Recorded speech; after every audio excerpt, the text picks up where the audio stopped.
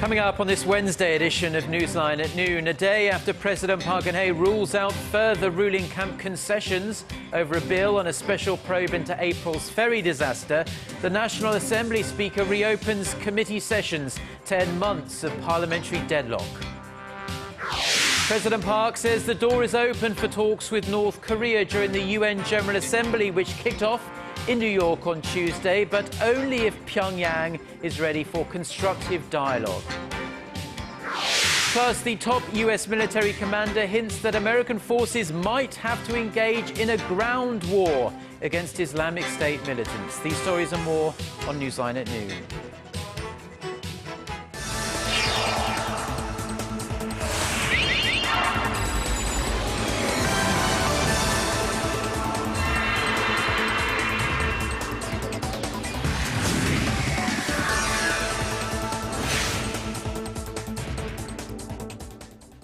It's noon Wednesday, September 17th here in Korea. Thanks for tuning in live from Seoul. I'm Eoh Jin-joo. It's very good to have you with us. I'm Mark Broome. Now, Korea's parliament hasn't passed a single bill since early May, as the rival parties have gone back and forth over the details of a special bill that would set up an investigation into April's ferry disaster. But the Speaker of the National Assembly has apparently had enough after the president expressed her discontent with the situation at a cabinet meeting on Tuesday.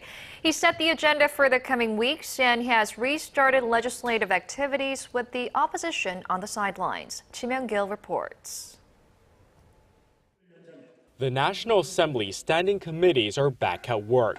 They began reviewing pending bills Wednesday morning and now have a timetable for plenary sessions, government audits, and hearings for the next 3 months. But there's less certainty about how much lawmakers of the New Politics Alliance for Democracy will be participating. They continue to boycott all parliamentary proceedings over the unpassed special Seoul ferry bill. If the ruling party unilaterally passes bills, it is merely prolonging the parliamentary impasse and abusing its authority.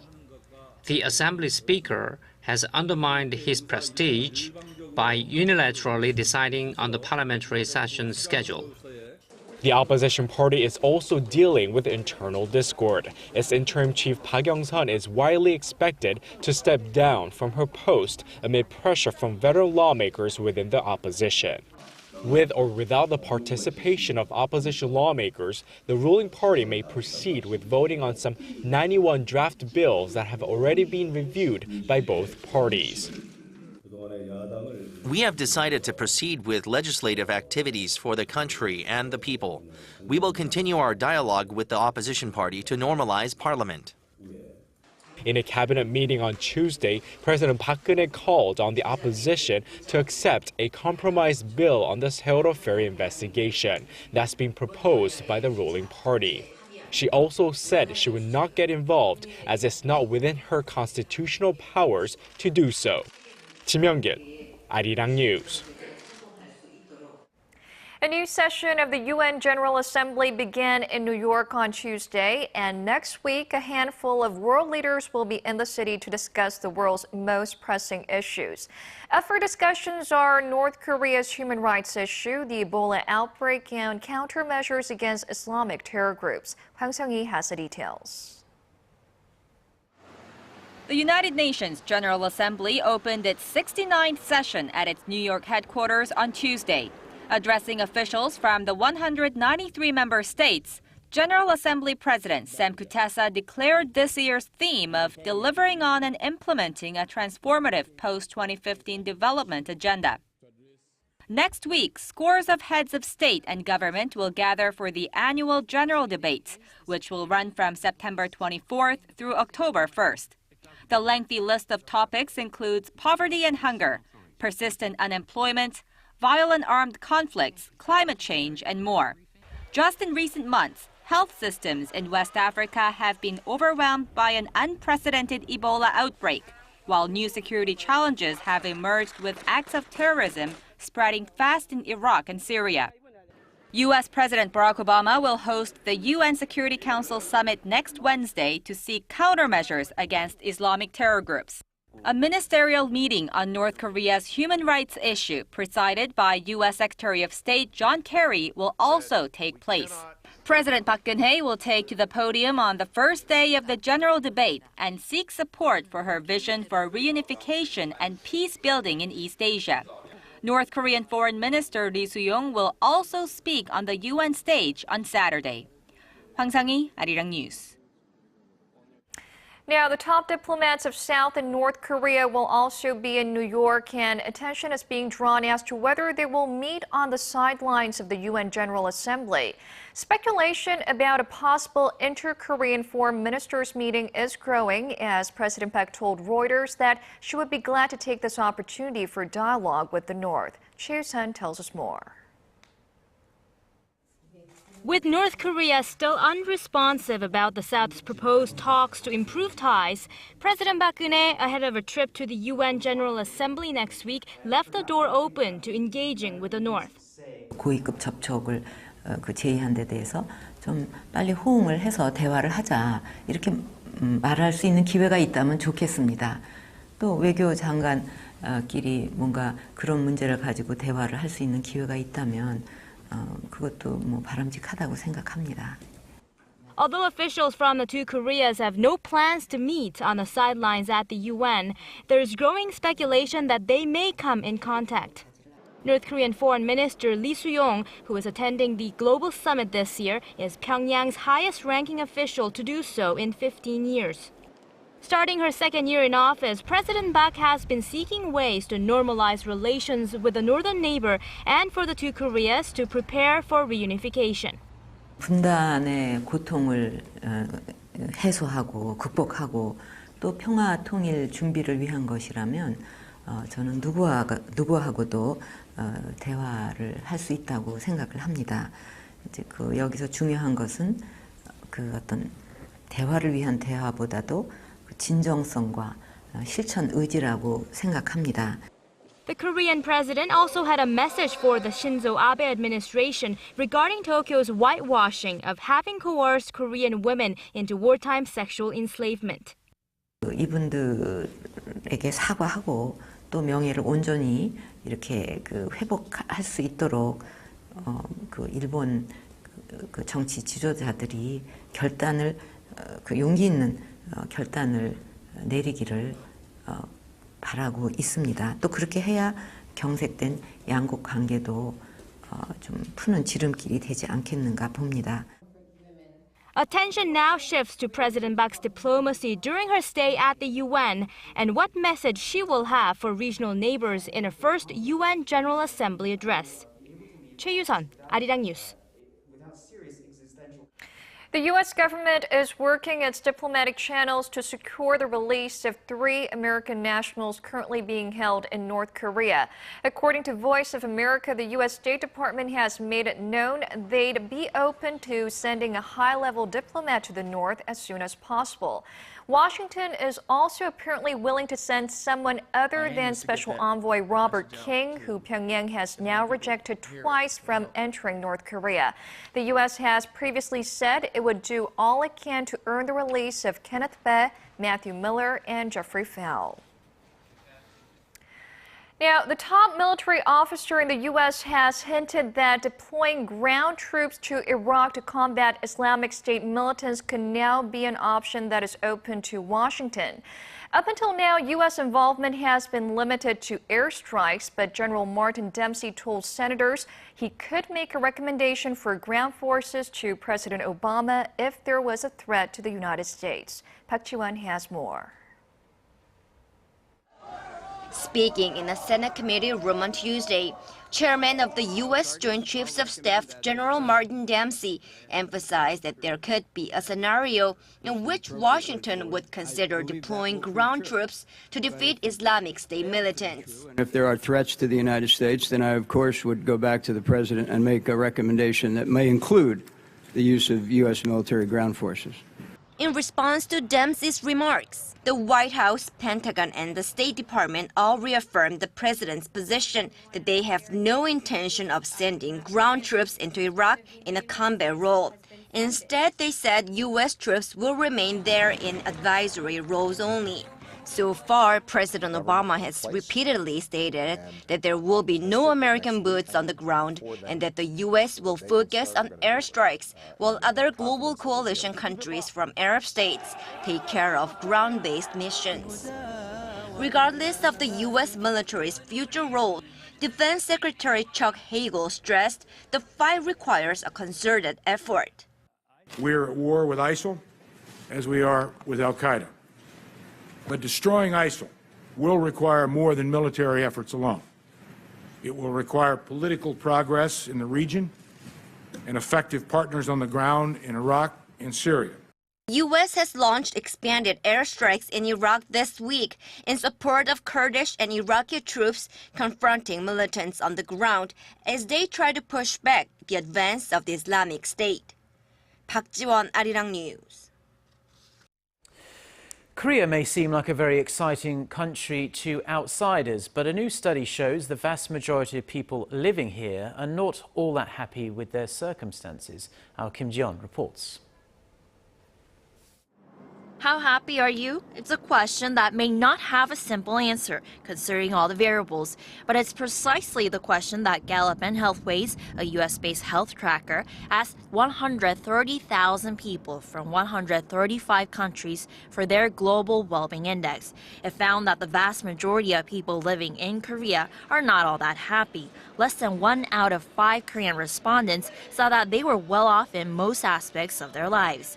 When asked how far along they were in achieving their long-time life goals, most respondents from Korea answered that they were struggling. Most also felt they were struggling with maintaining the relationships in their life. However, more than 35% said that they were thriving in terms of their financial well-being. In the remaining categories, such as sense of community and health, a majority of Korean respondents said that they were struggling as well. All in all, Korea came in 75th overall in the survey, well below neighboring countries like Taiwan and Japan, as well as other Asian countries such as the Philippines, Thailand, and India. Panama topped the list with more than 60% of respondents saying that they were thriving in more than 3 elements. Kim Ji-yeon, Arirang News. A bill to shake up Korea's public official pension scheme in a way that will require officials to pay more but receive less is about to be introduced at Korea's National Assembly. According to a plan laid out by the Korean pension associations, officials will have to pay up to 50% more into their pensions. That's expected to cut in half government spending on these types of pensions. As you'd imagine, younger public officials are raising strong opposition to this plan as they'll shoulder the biggest financial burden in the long run. The plan will be announced to Parliament next Monday.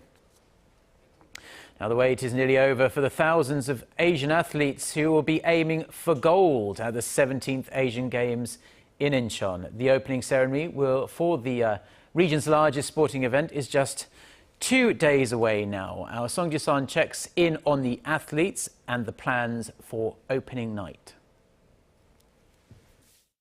Athletes from all over Asia are descending upon Incheon as the clock ticks toward the opening ceremony of the 17th Asian Games on Friday.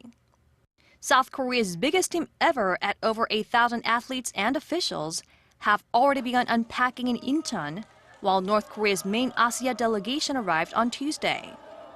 The North delegation will hold a flag-raising ceremony at the Athlete Village at 10 a.m. on Thursday, while the South Korean athletes will hold their own at 4 p.m. As for today's action, South Korea's men's and women's football squads will hold their second preliminaries at 8 p.m. against Saudi Arabia and India, respectively. In the meantime, the South baseball team, which is defending its title from Gwangju 2010, began training for their first game against Thailand on Monday evening. The Korean Baseball Organization is taking a 2-week break to allow for its players to compete in the Asian Games. KBO action will pick back up at the start of next month with the home stretch for the race toward the playoffs. South Korean fencer Nam Hyun-hee and archer Eoh Jin-joo will be representing the 13,000 participants on the opening night of the Asian Games 2014. But we still don't know who will be lighting the Asian Games torch at the opening ceremony. The flame has been traveling around Korea for a month now and will be passed around the host city of Incheon on Wednesday before finding a new home at the main stadium on Friday. Song Ji-sun, Arirang News.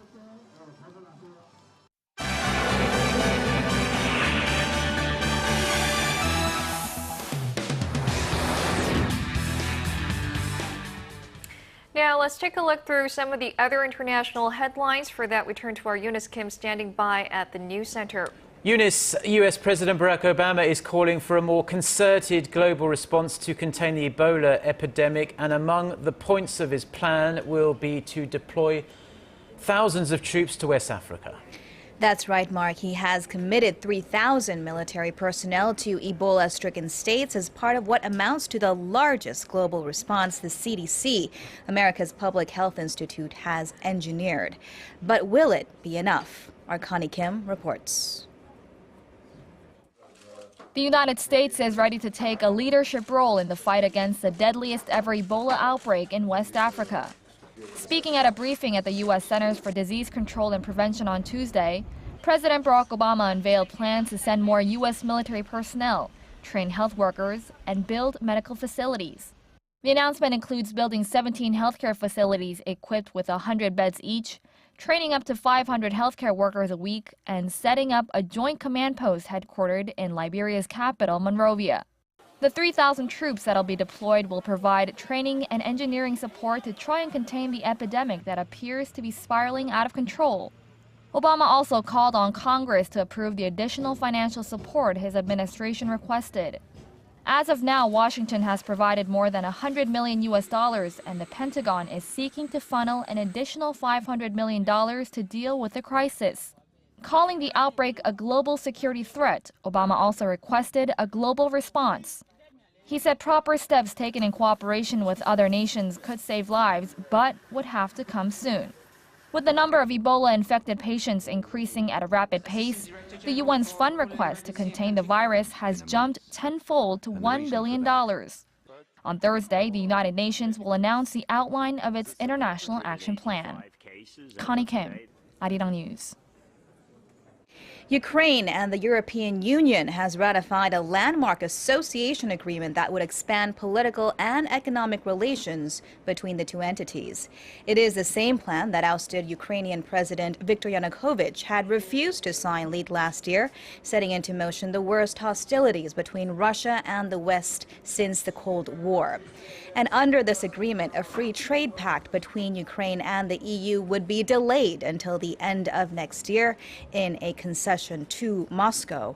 Also on Tuesday, Ukraine's parliament agreed to grant special status to the eastern regions claimed by separatists, in part by granting amnesty to the rebels, as well as self-rule for 3 years, during which deeper relations with neighboring Russia would be allowed. Pro-Russian separatists, however, remain skeptical of this new law, one leader saying his group had no intention of forming political constructions with Ukraine.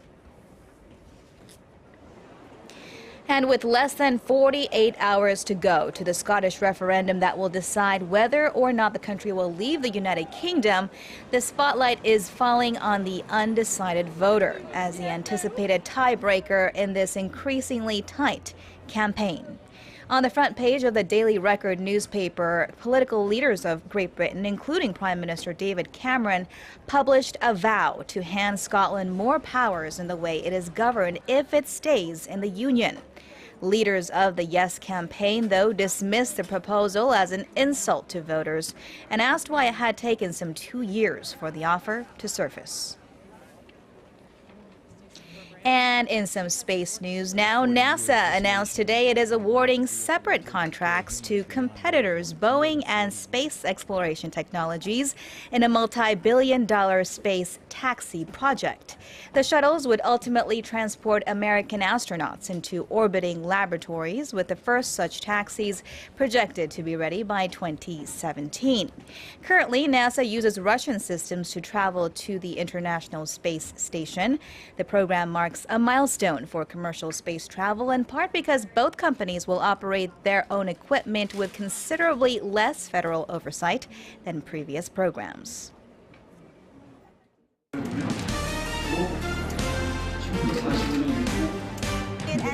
Stay up to date on the latest news out of Korea, connecting to our team of reporters about the issues that matter to Korea. On air, on your mobile, online. Find out more about Korea on Newsline at Noon with Mark Broome and Eoh Jin-joo. I'm Eoh Jin-joo. market researcher, strategy analytics, said Thursday that LG Electronics brought in about... Now, I bet anyone by now has had the experience of stretching out their arms and snapping a picture of themselves while taking a photo of yourself and posting it online is so widespread these days that the word selfie was named the word of the year in the latest edition of the Oxford English Dictionary. For more on what selfies say about us and whether they'll stand the test of time, our Shin Se-min went out to the streets of Seoul. First, let me take a selfie. Immortalizing moments with our faces in them. Self-portrait photographs, better known today as selfies, know no geographical, gender, or age boundaries. The selfie craze has gone global in recent years. Taking selfies are more convenient than having to ask other people. Also, I know which angles and poses best compliment me. And riding the trend is his latest gadget, the so-called selfie stick, which gives photo takers an extra inch of arm length to make it easier to take the perfect selfie. Sales of this meter-long pole this summer in Korea, owing in part to the surge of single vacationers, prove its popularity. In the past month, we have seen a 20-fold increase in selfie stick sales, and the demand continues to rise. So is this just an advanced way of taking selfies and indulging yourself in narcissistic moments? Some say it is. But it could be more than that in Korea.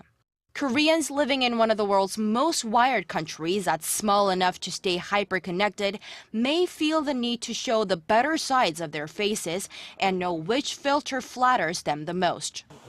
The selfies that are being taken by the majority of Koreans are hardly an act of narcissism. A small study of selfie takers shows that they are partly influenced by their own insecurities about their appearance. So they are taking selfies in a way they think is a good representation of them. Love them or hate them, these selfie sticks are here to prove that the people want to be noticed and recognized. Until the day we find some other means to present ourselves, we've got our smartphone cameras and these sticks. Shin Se-min, Arirang News. Now, a great place to take a selfie would be at one of Korea's royal palaces because they're extremely popular with tourists for understandable reasons. But rarely do visitors get a chance to see them in all their glory at night time. Well, that opportunity will be available for the next week and a half at Changgyeong-gung Palace, which has extended its opening hours until 10 p.m. Now, Kim Min-ji reports. Soft, ambient lighting sweeps over Changgyeong-gung Palace. Friends and families take in the beauty of the royal palace. Lovers follow the trails once used by kings and queens, while others simply capture the moment on camera. It's great. The light really brings it out. It brings out the architecture in the dark. It's my first visit at night. I'm happy that I get to show such beautiful places to my boyfriend. Cheongsa-chorong, or traditional Korean lanterns, are placed around the palace grounds, amplifying the beauty of the royal structures. Visitors sit around the palace, sharing their stories as the night deepens. The palace is extremely beautiful, and we are enjoying the quiet and gentle atmosphere here. Although tickets for the night tours are no longer available online, foreigners and the elderly can buy tickets on site for 1,000 won or about $1. Changgyeong-gung Palace will remain open until 10 p.m. through Sunday, September 28th. Kim Min-ji, Arirang News.